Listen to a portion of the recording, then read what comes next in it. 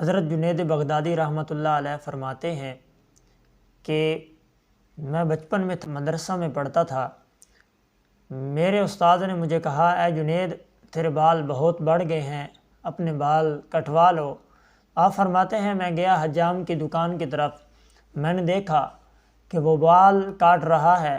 میں نے اسے کہا، اے حجام کیا اللہ کے نام پر میرے بال کاٹے گا؟ تو حجام جن کے بال کاٹ رہا تھا اس نے ان کو چھوڑ دیا اور میری طرف آیا اور اس نے میرے بال کاٹنا شروع کر دیے، اور بال بھی کاٹ رہا تھا، ساتھ ساتھ رو بھی رہا تھا۔ آپ کہتے ہیں کہ وہ حجام رو رہا تھا، میں نے دل میں سوچا کہ شاید میں نے اس کو معاوضہ نہیں دیا، اللہ کے نام پر بال کٹوا رہا ہوں، شاید اس لیے رو رہا ہوگا۔